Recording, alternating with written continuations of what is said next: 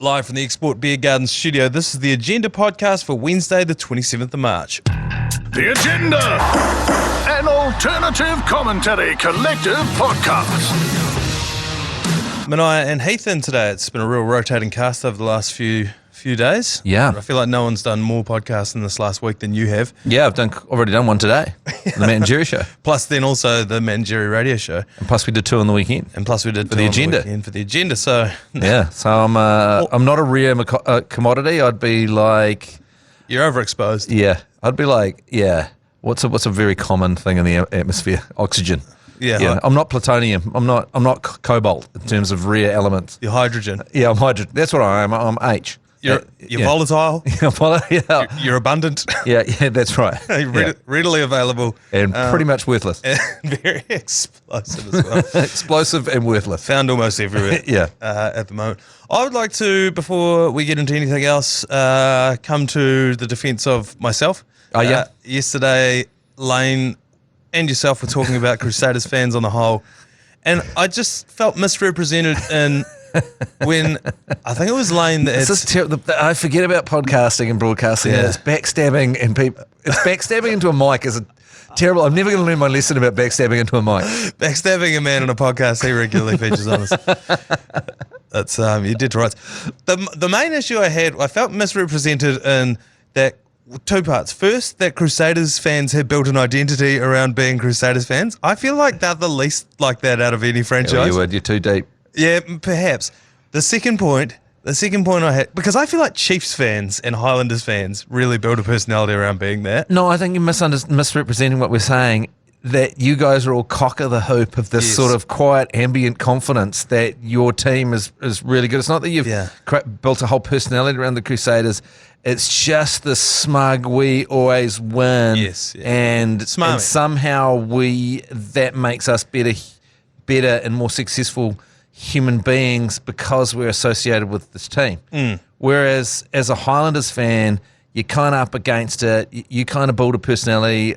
You're almost like you're into a really alternative band that no one else quite gets. Yeah. And then you create your personality around that. And when you wear a Highlanders cap or shirt, you're going, I'm a bit different actually. I'm a bit different from you, and I keep the faith against the hard times. And it's a bit more low key. It's a bit more drinking culture. It's a bit more about the culture and less about the success. Yeah. So we were really just saying from a really weak position that we were glad that you weren't so cock of the hoop. Yes, but I understand that.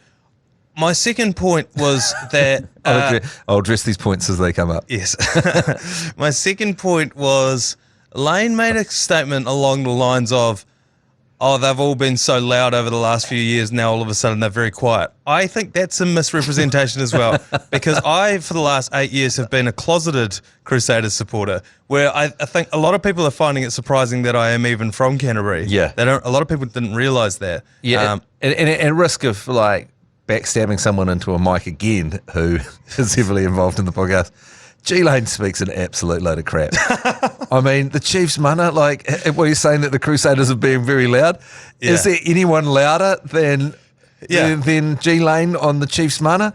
Yeah. I mean, last year, and even this year to a certain extent, but last year, unsufferable, him and James McConey. Yeah, 100%. And then my third point, this isn't anything that you guys mentioned on the podcast yesterday, but just something that I've thought about myself. Is I've actually never been louder and had more fun being a Crusaders fan than this season, because for the last few seasons, you as a Crusaders fan have been very aware that you are a wanker for bringing up, fucking however many in a row, whatever, blah, blah, blah. People don't want to hear that, so you sort of just keep your trap shut.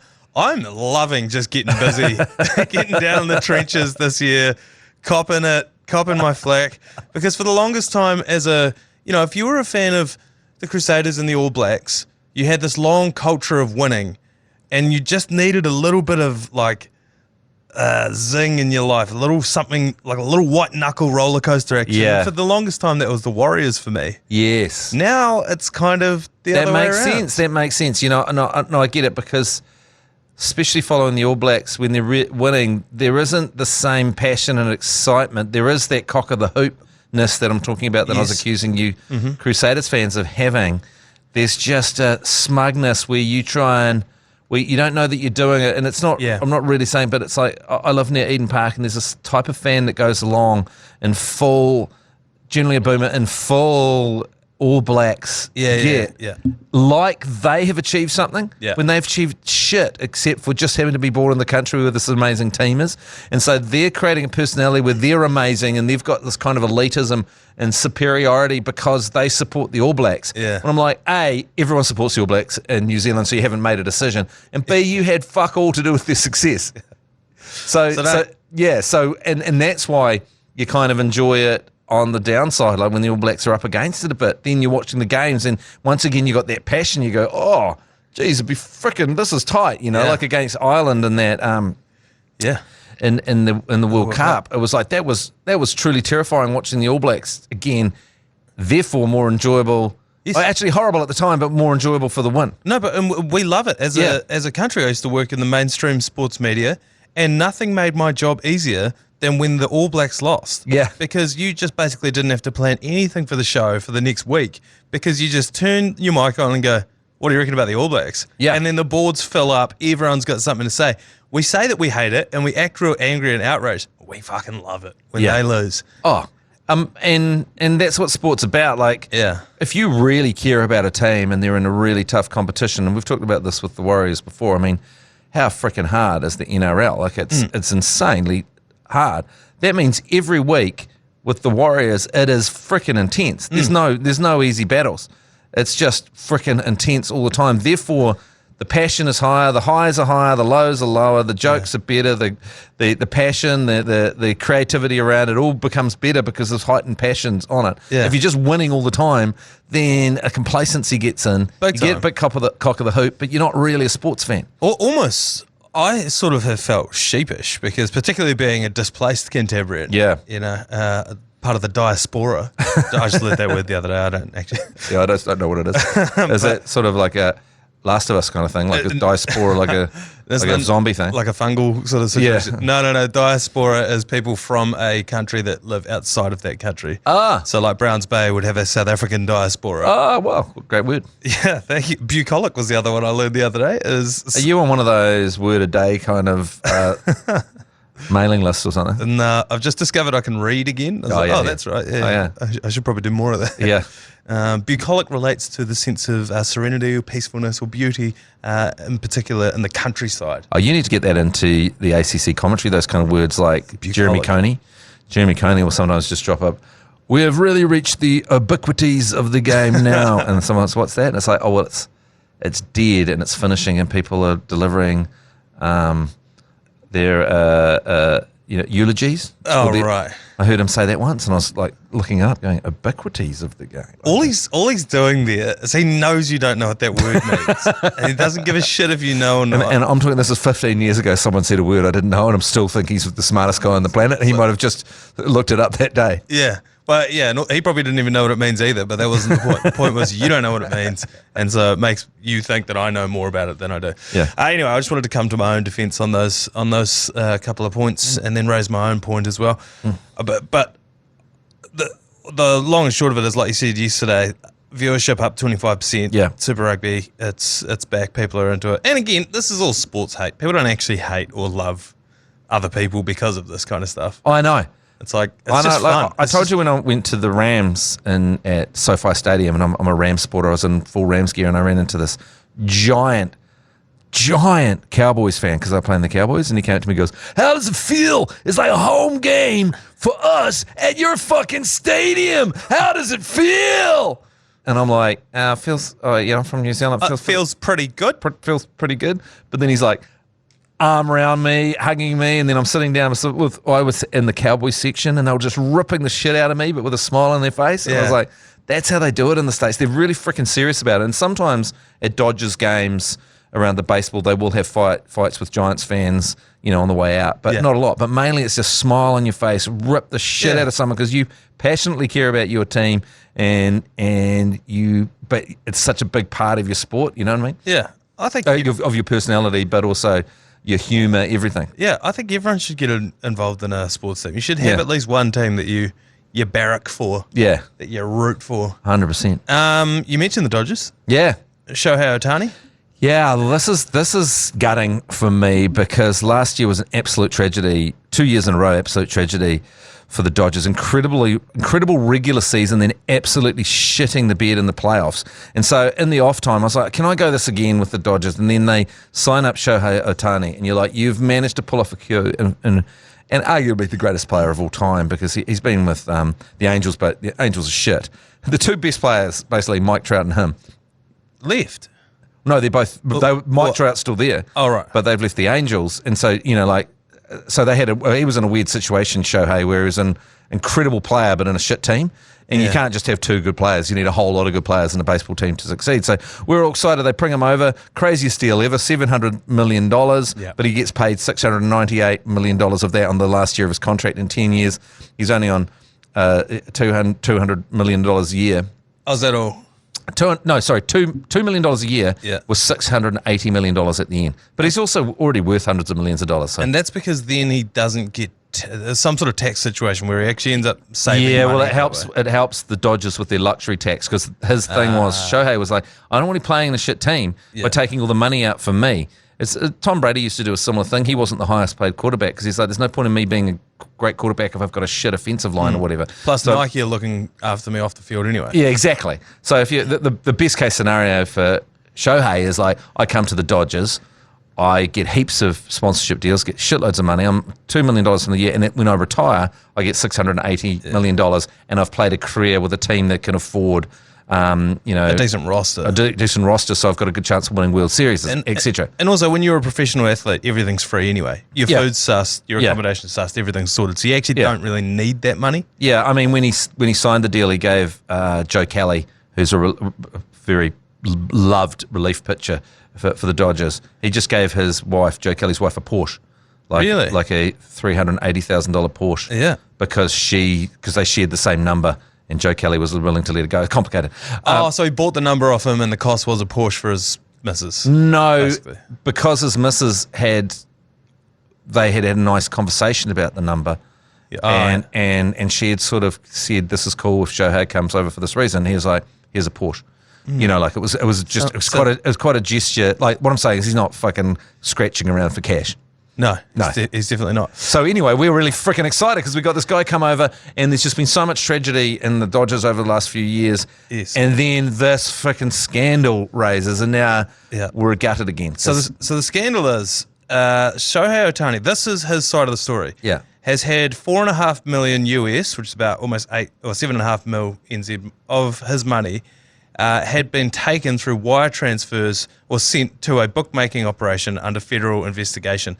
His interpreter, who goes by the name of Mizuhara, is apparently the one who had placed the bet, and the accusation is that he stole the money off Ohtani to place the bet.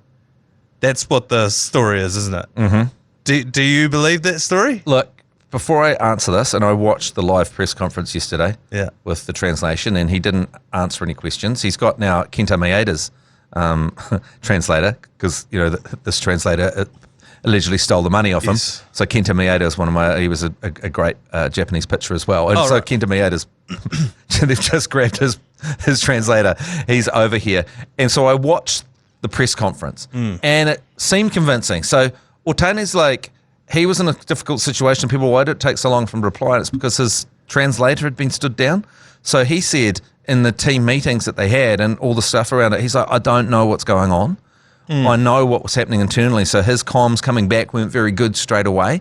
And so it did seem believable that, and he has definitely fired him, and he's definitely clearly saying that he hasn't bet it. So he's not beating around the bush.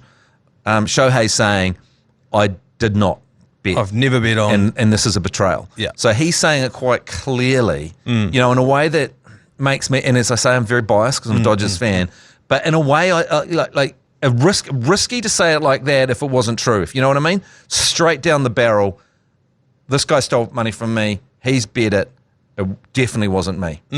You know what I mean? I do know what you mean. Yeah, but also the conspiracy theory is, Shohei is going to get $680 million in 10 years when everyone's forgotten about the scandal. Yeah. It'd be pretty easy to say to that translator, you take the rap here. Yes. See you in 10 years. $50 million. So this is a tale as old as time. Professional athletes around the world have always had a fall guy. You know, Allen Iverson pulls out a gun at a local basketball game and someone else goes down. Well, to be fair, Allen Iverson actually went to jail for that. But there's always a fall guy around these people. A patsy. And you find out, Dame Patsy Reddy, you find out that something's happened, and then the second part of the story is always, it was actually his friend that did it. And they often will serve jail time. They'll, you know, cop scandals, lose their jobs, all this kind of stuff. A Jack Ruby. The biggest red flag to me is, and apparently not only was he his translator, he was a very good friend of his as well. My question to you would be, why would the translator have access to Shohei Ohtani's money? Yeah, because there's two stories. One is that he was covering the debt, and the other is that the money was stolen. Yeah. So the problem is that it was, to make it clear, it wasn't betting on baseball at all. So that's out of it. So it's not really an issue around cheating. But it also was an illegal bookmaker? It was an illegal bookmaker that just happened to be being investigated by the FBI at the time. So, yeah, I mean, who knows? I mean, Shohei's got a lot of money, and this guy's a best friend kind of situation. Yeah. Who knows? And none of the details is how long the money could have been stolen for, and if you are a gambler, things get pretty dodgy. We don't really know. He was more than just a translator, you know what I mean? Yeah. He was embroiled. It was like a personal assistant translator. Yeah. Paid for by the Dodgers. He was there running everything, because you imagine you don't speak a word of English. You're operating. Banks are complicated in America. Everything's complicated in America. You've got a guy that speaks English. He is your proxy across everything, right? Right. And I know what people are saying. You know, if say your partner spends $10, it pops up, a notification comes up on your phone these days. Yeah, sure does. Yeah. You just spent $15 at the pub on and then you spend another 15 minutes later, and then another 5 minutes later, and then you got $450 out of a cash machine. Yeah. And then you got an Uber to West Auckland. I don't get it. So you're saying Ohtani was banging the translator? No, what I'm saying is it's a little bit more complicated. Like, it seems ridiculous for us, but he cannot speak a word of English, Shohei Ohtani, which is odd, because he's been with the Angels for a long time. I think he'd learn a couple of words. But this is his guy that runs his life in America. You know what I mean? He is the guy that talks to everyone about everything. You know, he's his fixer. So, and Shohei Ohtani's a lovely guy, very generous man, very trusting. And I just think it might be a case of, it doesn't make any sense to us, but we're not getting paid $680 million in 10 years. We're not already worth hundreds of millions of dollars. We're not the kind of guy that would just buy a mate's wife a Porsche because she said some nice things about sharing the number 17, you know? What I genuinely think has happened here is he was giving the money to old mate to place bets on his behalf. Well, that's the accusation. Yeah. I think that's... So after all I said, that's what you said. Yeah. After all my desperate explanations, you go, what I think's happening is what anyone that wasn't a fan of the Dodgers would think was happening. Yeah. And he was giving it to him under the understanding, if this comes out, I'm going to say you stole it from me. Because how else is a translator Is there gambling? a tradition in Japanese society of gambling? Yes, massively. Okay. Yeah, massively. Now, do you know, and I don't know a lot of translators, I can't imagine many of them have the facilities to be gambling $4.5 million at a time, or even to get themselves into a $4.5 million But it's a $4.5 million hole. It's not a one-off. I know, but what I'm saying is... It's worth $4.5 million hole with one bookmaker, yeah. Yes, but what I'm saying is, if you're a bookmaker, you don't extend a line of credit to someone for $4.5 million unless you have an inkling that they can cover that. Yeah, I see what you're saying. Yeah. And the only way that you would do that, the only other explanation could be they said, we'll give you $4.5 million because we know you're tight with Shohei. Yeah. If it goes tits up, you need to go and hit Shohei up for the money. Yeah. That could be another way that this was happening. All I'm saying is I don't buy the fact that Shohei's saying this guy stole the money off me. I think he knew all about it. I 100% believe that he wanted to gamble. Well, I believe the exact opposite, but also I'm like Mulder. I want to believe. Yeah. But the other thing with it doesn't matter in the end anyway, because Shohei will not be. He'll still be able to pitch well, he can't pitch yet. He's pitching next year, but because that's the great thing about Shohei Ohtani. He's the first ever serious pitcher, and so he can be in a starting rotation pitching, and then you know what an advantage that is for a baseball team. So you've got a starting who's also probably batting at 3. So then, where would he bat? Actually, I think because I guess. So then, at the very least, Mookie, Freddie, you've got another roster spot for another hitter if you want. Yeah. Or however you want to play that. Yeah, hence him being worth $700 million. Yeah, exactly. Yeah. But I don't think anyone's buying. But they're not going to get rid of it because he wasn't betting on baseball. No, nothing will happen to him. It could be like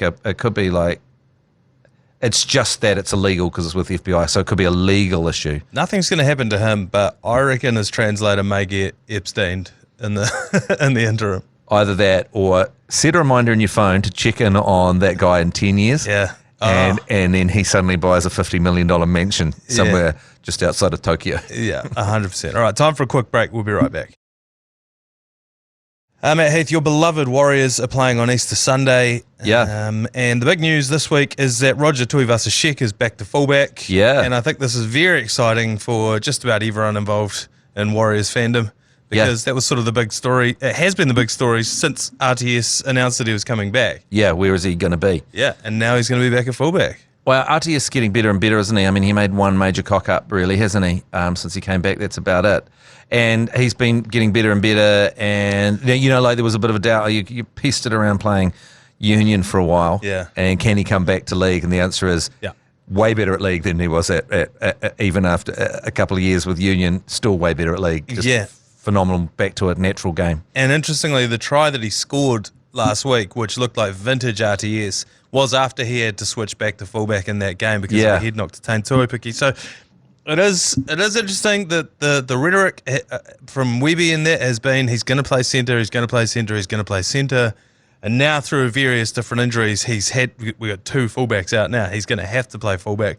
There's a real chance that if he goes nuts this weekend on Sunday and destroys the Knights, there's a chance he's just fullback for the rest of the season. Yeah. And I've already had an argument with my dad about this. I said, no, Webby said he's not going to play fullback. And everyone believes in Webby. Everyone likes Webby. But fuck, when you watch him play fullback. So what would that mean around centre? It would probably mean Chance would go to centre. Yeah, right. As at the moment, the AMP show, Adam Pompey is back into the squad at centre. Yeah. But, yeah, I would say that's what that would mean. But Chance back this week? No, Chance is not back this week. That's why RTS is playing at fullback. Right. Chance still got a... No, sorry. I mean, Chance back. Chance back the following week. Apparently. Well, there was stories. The chat was that he was supposed to be back this week. Yep. But that hasn't happened. They've named the team list and Roger Tuivasa-Sheck's at fullback. And you don't name Roger Tuivasa-Sheck at fullback unless you're 100% certain that Chance won't be back until... Because you don't need the media shitstorm. Yeah. Quite frankly. So that's going to be very interesting. But even more interesting, I've found, you would have seen earlier this week our dear friends Jono and Ben from the Hits Breakfast Show. They got Jack Black to chuck on a Warriors jersey and up the wires and do a wee kung fu kick. He nailed it. Yeah. And now he's out there whoring himself out to any old rugby league club. He was seen this morning in a Penrith Panthers jersey doing the exact same thing. Oh. Do we boycott Kung Fu Panda 4? Yeah, we do. Absolutely on the back of that. But also, does Jono and Ben feel a little bit aggrieved at the ACC because I thought the ACC had done that because the ACC was so quick to put Jack Black going up the wires with the little kung fu kick that I was like, wow, what a scoop. No mention of Jono and Ben. And I was like, and to 90% of the population, that was a ACC scoop. Yeah. And brilliant actually, because, you know, I tell you what, the ACC gets ripped off all the time. So when we can do it back. And then I saw later on, it came back with a little acknowledgement to Jono and Ben. Yeah. And of course, Ben is part of the ACC. So we can just rip them off and with no credit. That's fine. Ipso factor. But the ACC has also had a long and proud history of ripping off cultural movements for our own personal gain. I think just last year we tried to hijack Up the Wires entirely. We were getting people to do it, and we had the Air New Zealand hostess. She did that one for us. We were getting people to do them all over the place. I went on national TV and told Kanoa Lloyd that I came up with it. Yeah. We're not without blame here. No. we definitely will try. Oh, no, I'm not saying we're without blame. We're with blame, but also good on us. Yeah, absolutely. Yeah. Because we're the underdog, we're scrappy. And also, you've been a Warriors fan for the long time through the hard times and the good, and I know for you there was a little bit, and you have some cynicism in you, Manaia. I know that, and I know you could have easily just really scratched back at the up the wahs. Yeah. You know, when people were just throwing it out there randomly, you know, that had never been to Go Hard Stadium. Yes. But you didn't. You took the path of lean into it, and I respect that. Jump on board. There's There's always more room at the buffet. Yeah, swim with the bloody flow. Yeah, that's what I've always said. Mathieu Reynal, who was the referee of one of New Zealand's most historic victories against Australia when they fucked around and the clock expired. You remember that? And they were like, "Oh, Aussie, you've wasted too much time." They reversed the penalty and then we won the game. Yeah. Oh my God, I'd forgotten about that. I know. That was the wow. Yeah. That was one of the all timers. He's just retired. Does he go straight into the New Zealand Rugby Hall of Fame? I think he does. He's the anti-Wayne Barnes, isn't it? Yeah, he is. He absolutely is. That's right. Oh my God. And it was like, it's one of those moments where there are rules, but it's where in the game you decide to enforce them is so important. Like you'll notice in the last, quarter of any given game, officiating changes drastically. Yeah, it does. Because the ref doesn't want to be part of the story. The ref doesn't want to seem to be deciding the game. Yes. But not in the case of Mathieu. He was happy to be the guy that decided the game on not necessarily a technicality, but something that people haven't been really enforcing for a long time. Well, it was that they were desperately trying to gobble a bit of clock. Yeah. And also because of the way Australians go about things in general, they would have been doing that all game, and he would have been But I agree with that, his decision, not just bias again like I was with the Dodgers, but gobbling clock is the most annoying part of sport. It's not sport. Yeah. It's not sport. You're just pissing around gobbling clock. It's not. And also, like you say, they do change the way they officiate the game in the last 15 minutes, but they probably shouldn't. No, they shouldn't. And that's what he was doing there, was being like, look, if this was in the first 5 minutes of the game, I'd probably reverse this penalty. Yeah. Because I'm sick of you guys fucking around. Yeah. So the fact that it's in the last 15. As an NBA fan, you know how much the officiators suddenly dictate the game. The last quarter is a totally different game to the rest of it. They swallow the whistle, they review everything. Yeah, You know, when it's the number of fouls, suddenly like that last foul's a really hard one to get. Yeah, and it's like when your missus says she'll be ready in 10. It's like picture last 5 minutes NBA game. Both teams have all of their reviews, all of their timeouts. That's how long the 10 minutes is going to be. Couple of quick stories to mop up here before we get to another break. The Baltimore Bridge collapse. This was wild. Did you see that this morning? I saw that. It's terrifying, isn't it? So the boat lost power. And then can you imagine sitting on a boat and obviously the main people you need to think about is the 5 people that are missing. And they've done those sonic sweeps and you can see the cars under the water. It's pretty full on. But those guys were on the bridge doing roadworks or something. Yeah. So you're like in a boat and you lose power and just the slow-mo, no control as your massive ship crashes into a bridge. And then who knew that it could take down the bridge, that much of the bridge? It looked like a toy set, like a model train set, just flapped around and then the whole thing was down. It looked like something out of Batman, like the Joker had gotten hold of it. Yeah, and all it takes is for a boat to lose power and lose control. I know. And then crash. I mean, if you're the captain on that, you're like, it's going to be a long day. There's a lot of admin here. Yeah. A lot to sort out here, a lot of paperwork. He's ringing his wife. I'm not getting home till midnight. My biggest question was, did they have mammal observers available? Could that potentially have stopped this tragedy? The way the debates happen in New Zealand around that Hector's dolphin, I reckon 55% of the New Zealand population would support that ship swerving and hitting that bridge to stay away from a Hector's dolphin. Is that what he was doing? Was there a pod of 5 or 6 Hector's dolphins and he swerved to avoid it, ran out of gas, and then crashed it? I don't know. The other story that caught my eye today is the OJ-style police chase, but this time in an airplane of P. Diddy, who had his house raided as part of a $30 million human trafficking lawsuit, and then instead of leaving in a white Bronco, he left in the personal jet and flew off to the Bahamas or something. Yeah, something like that with a bunch of staff. Yeah, and while police, they pulled up in armored personnel characters. There were tanks. There was all sorts of shit. Yeah, they go in hard when they go in, don't they?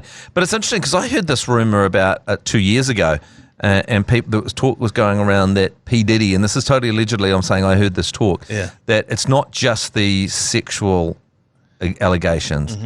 It was that he because everyone's like, P. Diddy is an amazing businessman. How has he done what he's done?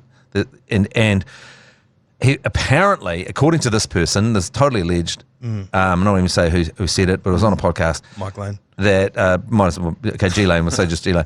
That he had a lot of video cameras in his house and a lot of his businesses, and there was a lot of sexual stuff going down, a lot of filming, and a lot of that was being. Like, he was a collector of compromat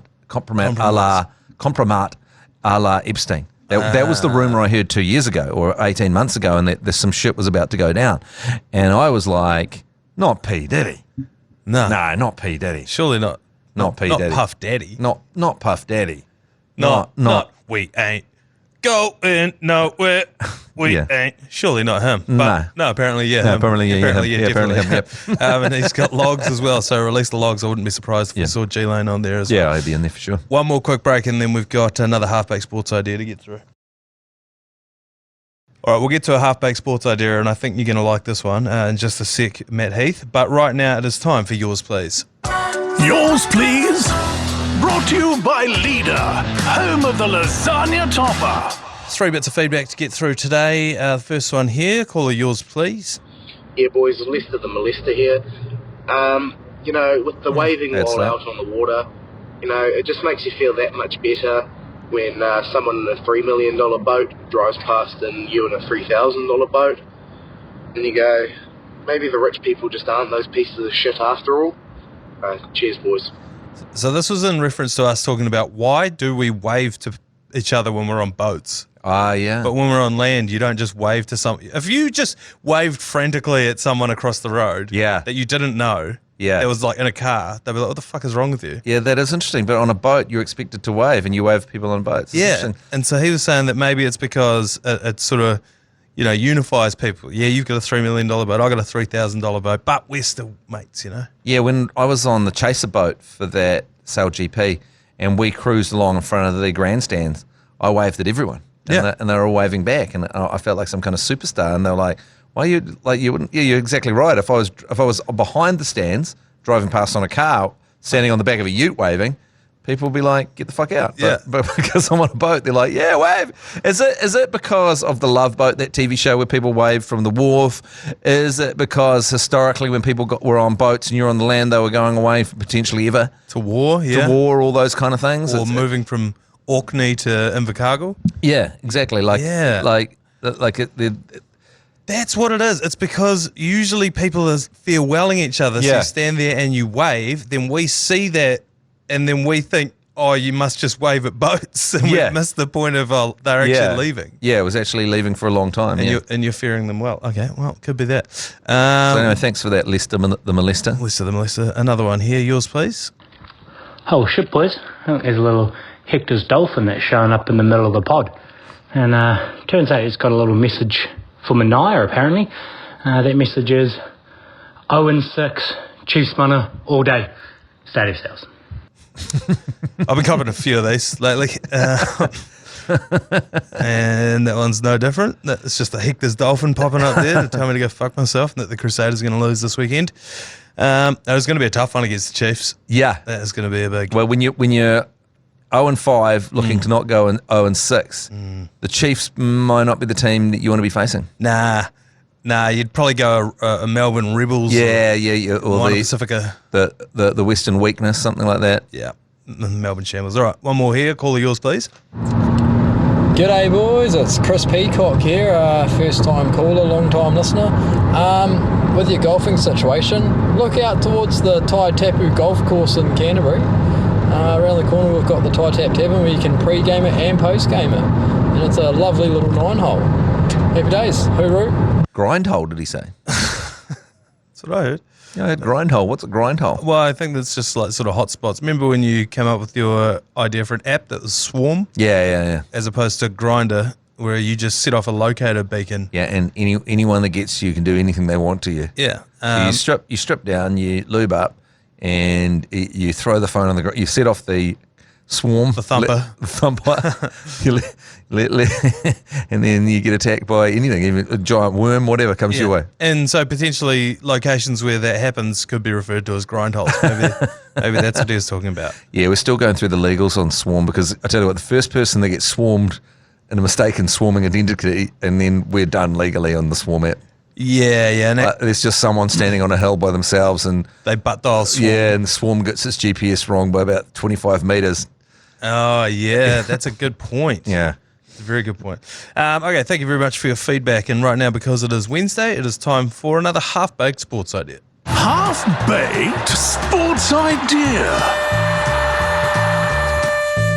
At Heath, in this country, we're having issues filling stadiums across the country. North Harbour Stadium is probably going to get torn down because they don't use it enough.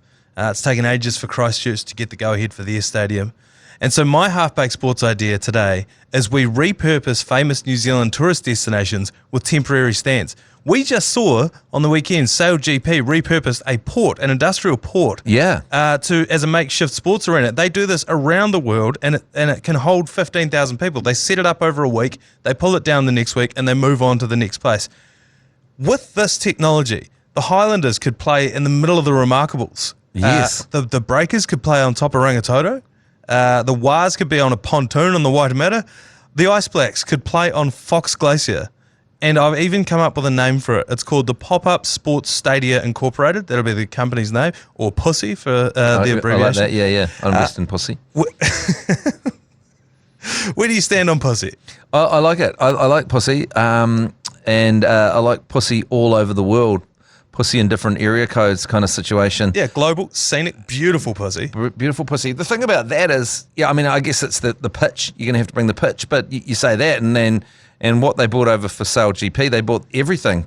They bought the media tents. They bought, the media, not media tents. They were media buildings that they'd bought over. Yeah. They bought the whole thing, bars, everything. So, is it hard to get a rugby field, just pack that up and take that as well? Yeah. Anywhere you've got a paddock, you get a rugby field. The best application for this would be cricket because, there are beautiful cricket grounds around the country. They just don't have stands or stadiums. But what I'm saying is we adopt the Sail GP model and we just move it around there. Every small town has like a rugby ground. Yeah, and picturesque rugby grounds as well. The foots of mountains overlooking the sea. I think we go for footy. Yeah, that'd be excellent for cricket. Yeah. Basketball could be tough.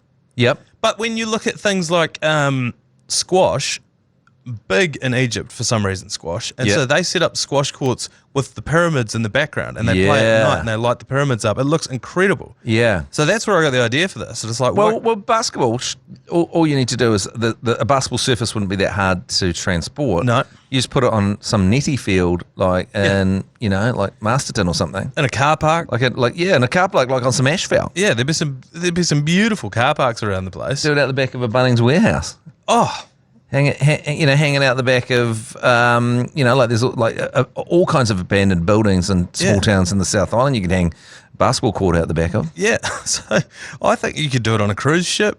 You could do it in a box. You could do it with a fox. I love Pussy. Well, there you go. Let us know what you think. Any feedback, all welcome on the voicemail app, or you can message us on Instagram, however you'd like to get in touch. Where do you stand on Pussy, the Pop-Up Sports Stadia Incorporated? I think it's got legs. You'd probably need multiple sets of it because they take a while to pack down. But if you got 3 or 4, you can get around. Oh, it's bloody great. Yeah. Global Pussy all across the world. Let's do it. All right. Thanks very much for joining me today, Matt Heath. We will see you guys tomorrow. We may have... you know what? I'm not going to jinx it. We may have a special guest on for tomorrow, but we'll let you know. We'll let you know if that happens. All right. Otherwise, we'll see you then. All right. You've been listening to the ACC's Agenda podcast. For more episodes, subscribe on iHeartRadio or wherever you get your podcasts.